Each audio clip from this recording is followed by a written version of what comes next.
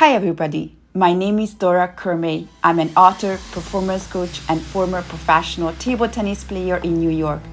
You are listening to the Game Sat Match podcast. Have you ever wondered how the greats of any industry are always able to perform at a high level, even under pressure? What is their secret? In this episode of Game Sat Match, we will discuss the importance of coaching and mentorship, why everyone needs a coach or mentor, and how to move on from bad shots and mistakes in life.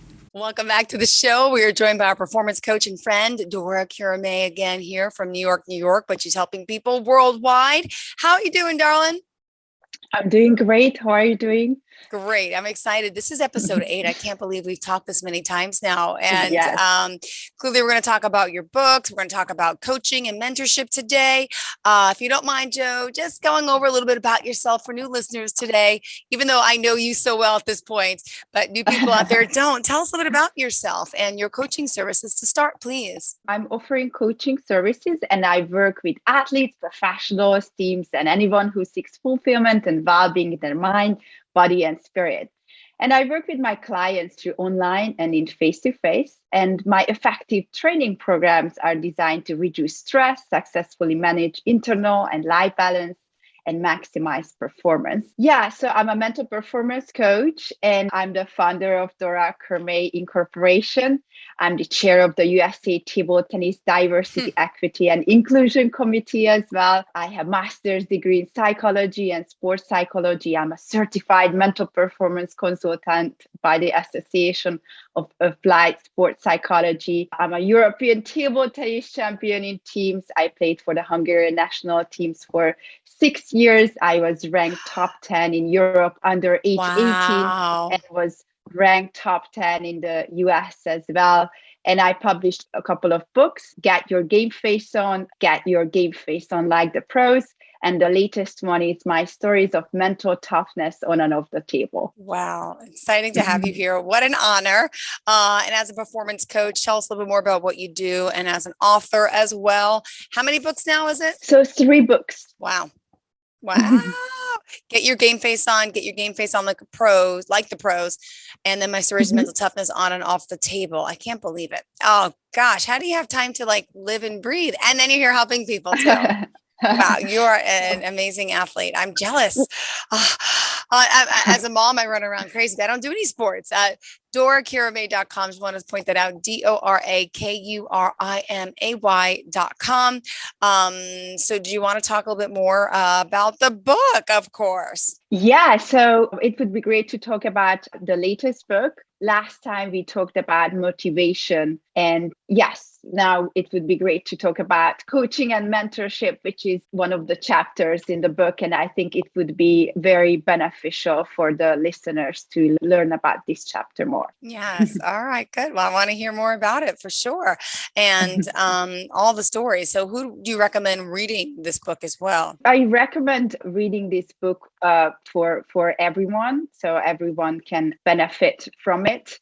And this collection of 11 stories from my life offer insights on gaining psychological edge and attaining mental toughness. Oh my goodness. Great. And let me ask you now, we're going to talk about chapter 11 a little bit more today, the coaching and mentorship aspect, right? Yes. So coaching and mentorship is very, very important. And in the book, I share my personal experience growing up in a high performance environment.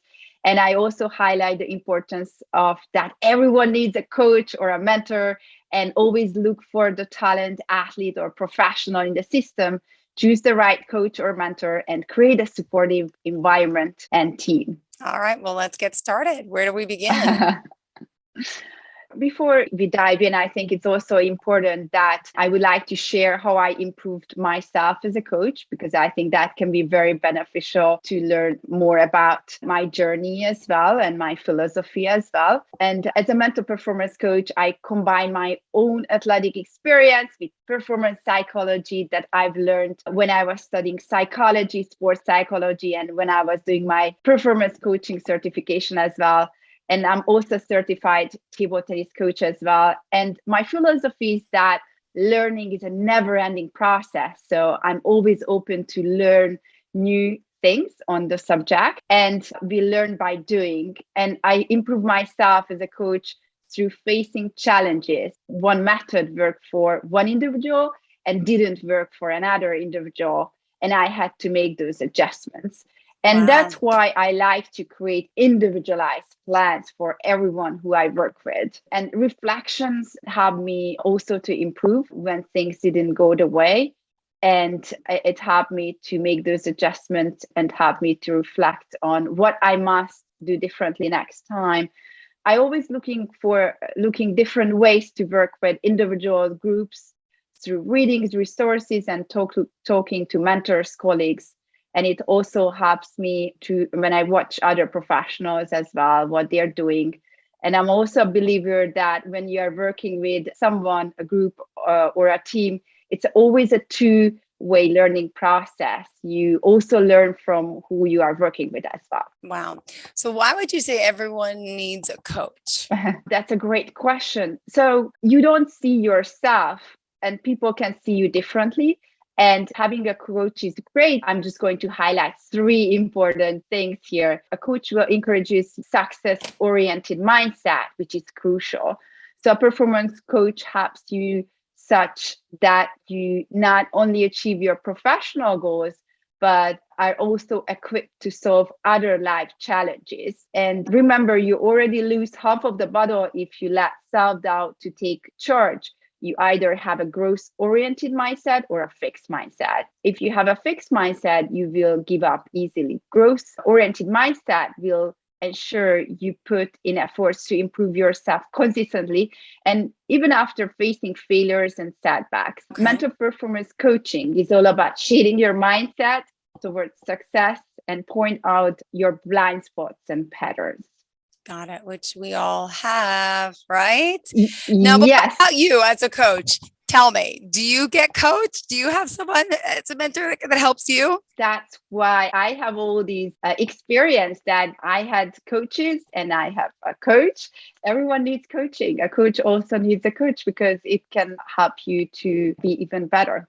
And also make adjustments if you have to make adjustments. Great. Sorry, we went on a limb there, but we were talking. No. So it's a great confidence booster to have a coach, develops the virtue of self-discipline. Were we on that? Into mentoring? Yes. Where are we? I forgot. I'm sorry. Yes. And no worries. So no, that was a very good question. So how I pointed out, the first thing I would highlight is create a success-oriented mindset. I'm a big mindset believer. Coach can help you, even you see something, a failure, but a performance can help you understand the learning experience of it. So what you do well and what skills you have to improve to achieve your goals. And it also helps you to keep going rather than stop. So a mindset, a positive mindset, a success-oriented mindset is very important. A coach also helps you to increase your confidence. It's a great confidence booster because if you are confident, it's going to help you to achieve your goals. And whether it's sports or life in general, lack of confidence will keep you from achieving your goals. And for example, a performance coach helps you to set up baby steps and goals and celebrate small wins that will help you improve your confidence and focus on the process rather than just only on the outcome. So this, I would say, this is also a very important. And the third one I would highlight is that a coach will help you to develop self-discipline, because without self-discipline, it is impossible to become a successful individual or sport person. So self-discipline gives you an ability to not act impulsively. People who lack self-discipline often see failure because they end up doing what they want rather than doing what they need. So a mental performance coach increases self-discipline and keeps you focused on your goal. A performance coach doing that by keeping you hold yourself accountable and remind you to keep yourself self-disciplined by checking your weekly goals. Got it. And yes, these are very, very important ones. So why do you have to look at any performer, player, or professional, let's say, in the system, then look at them only as individuals? And in other words, why both individual and environmental factors are important? You can look at just the person. It's very important. First, always who you work with. You want to understand the person. But afterwards, that also very important. You understand the environment because it's affecting the person. So you want to understand the dynamic interrelations among various personal and environmental factors.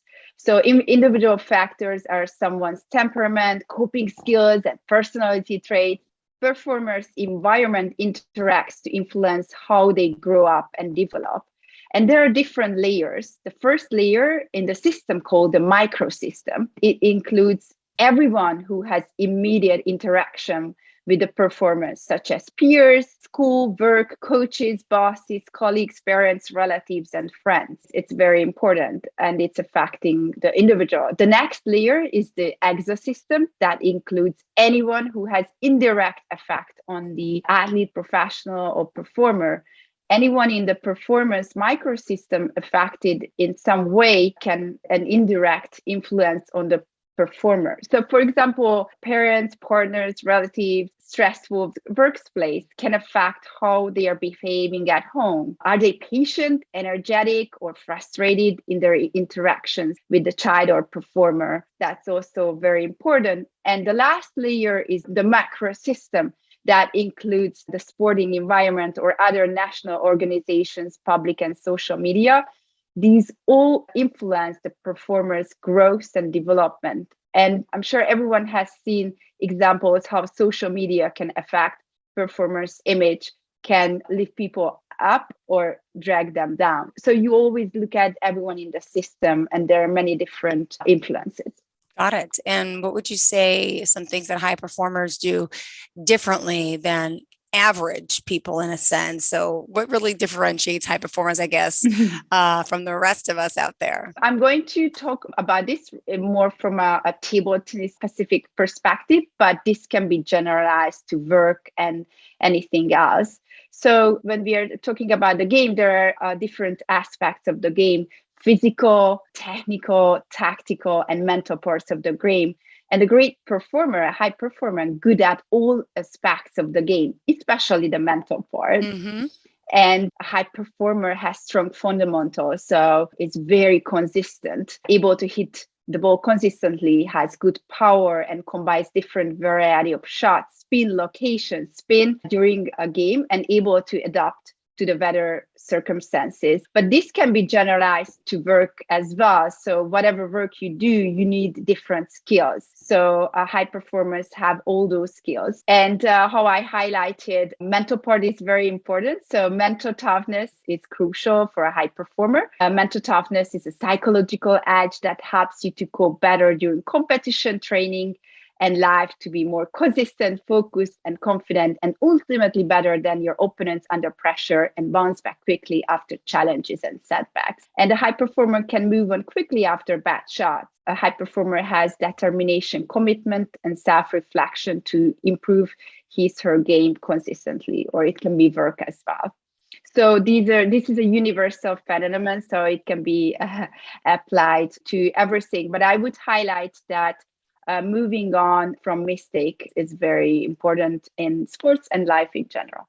Got it. So a lot of us will make mistakes, and that's also a little bit of a setback and mind blower and confidence blower. So how would you move on from some bad shots or mistakes in lives? Mistakes are part of the game or life, and the best performers overcome mistakes and can play point by point, regardless of what happened in the loss of the previous point. And how I said in the life is the same. A mistake ritual is a great way to keep present focus and able to stay in the right now and not to think about mistakes being in the past. And a mistake ritual is a physical gesture that helps the performer to bounce back quickly after losing a point. It is a physical and a mental pattern that a performer does consistently when he or she misses a point or does a mistake. For example, look at one place in the distance after making a mistake and taking a deep breath. Breathing, looking around, focusing on what you are hearing, what you are seeing, focusing on 5 senses will help you bounce back and reset. And also just naming what you made you frustrated, then focusing on your breath helps you to move forward. And you want to develop a growth mindset. And the first step is awareness. Know your patterns and develop more effective ones. All right. Go ahead. Sorry. I was just going to say, I was jumping the gun there. I was saying, what is perfectionism? Every high performer is usually perfectionist. Yeah. So you have to accept that you can do mistakes, and perfect is sometimes imperfect, right? Yeah. I think it's important to highlight that performers who are perfectionists can struggle with low confidence in both practice and competition. And perfectionists demand a lot from themselves about quality of their performance. And they have high expectations. And this can lead to self-doubt when performers do not perform up to their high standards. And it's important to direct their attention to the process rather than the outcome. So if someone can improve every day 1%, it can go a long way. Yes, it can. It really can. And do you want to talk, I guess, how you help your players and professionals in a sense, and maybe share some of your favorite concepts that you work on with them? So I always highlight the importance of self-awareness. And everyone must know their strengths and weaknesses when I'm working any performance individually. And I like to create how I said also before, the individualized plan for them. I help them to improve their mental game by a step-by-step process based on the assessment. And the main techniques that I like to apply are self-talk, breathing, visualization, or the other name for it, imagery, also helping them create rituals, and goal setting is also very important. And I also work on pre-performance routine, endgame analysis, and reflections as well. This is how I work with individuals and professionals. And I have actually a couple of favorite techniques that I apply when I'm working with them. How I highlighted awareness is key, and awareness, acceptance, and mindfulness. They are all related and very important when I'm working with everyone. It's helpful for everyone. Yeah. Yes. Good. And so practicing mindfulness, meditation enhances your mental skills and also teaches you to manage stress. It helps create a proactive and positive mental approach, allowing you to improve your game. And mindfulness leads to a greater awareness of your strengths and limits and fears. This awareness is of the utmost importance of good self-esteem. And you can work toward overcoming your fears and limitations and enhance your strengths. In other words, it makes you best version of yourself, a good sports person with a performance-oriented approach. And mindfulness teaches you to learn from your failures and stay focused on on the goals you made for yourself. And also it's promoting a healthy lifestyle necessary for everyone. Mindfulness is the moment-by-moment process of actively and openly observing one's physical, mental, and emotional experiences. And I'm just going to highlight 4 steps that are very important regarding mindful awareness. The first one is paying attention. It's hard to slow down and notice things in a busy world, so pay attention. The second one, live in the moment, in the present moment, and try intentionally bring an open, accepting, and discerning attention to everything you do. The third one is accept yourself. Treat yourself the way you would treat a good friend. You strive and move forward the moment you wholeheartedly accept the way you are. To accept yourself means to not to deny or suppress what you're feeling, but acknowledge it as well. And you are aware of it rather than just tyrannizing it and treating yourself harshly because you are going through negative or unpleasant emotions. So accept is key. And also just focusing on your breathing is very, very helpful. All right. I know you also wanted to talk a little about flow sense and what flow state, I should say, what that is. And then, of course, how we can get people into this flow state. Yeah. So last time we talked about a little bit about flow, and that's one of my favorite subjects. And flow state, the concept of flow is the mental state in which a person performing an activity is fully immersed in a feeling of energized focus, full involvement, enjoyment in the process of the activity. And even as a teenager, I recognized that I've been having flow state experience during sport activities and throughout my table tennis career as well. And actually, who created this term? He's a Hungarian world famous psychologist who created this term. His name is Csikszentmihalyi. And unfortunately, he passed away recently, but he's the father of this term. It's a great state. It's also similar to being in the zone or to ideal performance state as well. When you're in this state, everything comes easy and you're performing your best, basically. Got it. And, when, talking about more flow state and people, working on that. So they believe they can succeed, you say. In the case of learning, it's important not to be afraid of failure. If you make a mistake, move on, learn from it. That's a hard one, right? Yeah. So there are 6 components actually that when you're experiencing flow, that's happening. You have an intense and focused concentration in the present moment. You are merging of action and you have an awareness. Also, you feel a loss of reflective self-consciousness. So everything is automatic. You're not thinking about it. There is also a sense of personal control. So you feel that you're control the situation. And also, once subjective experience of time is altered, that means that basically 30 minutes can feel like 2 minutes. So everything can go really, really fast. And also this activity is intrinsic. So you enjoy the activity by just doing it. It's also called an autotelic experience. So these are the different components that you're experiencing when you are in the state of flow. Got it. And let's also, I know it's time to go. Oh my gosh, it's time to wrap up. We're just about out of time. I know. Yes. Oh, perfect timing. What else do we have to talk about quick? How we contact you, right? Yes, my contact. So my website is www.dorakurimay.com. My email address is dora@dorakurimay.com. Perfect. Thank you for being here.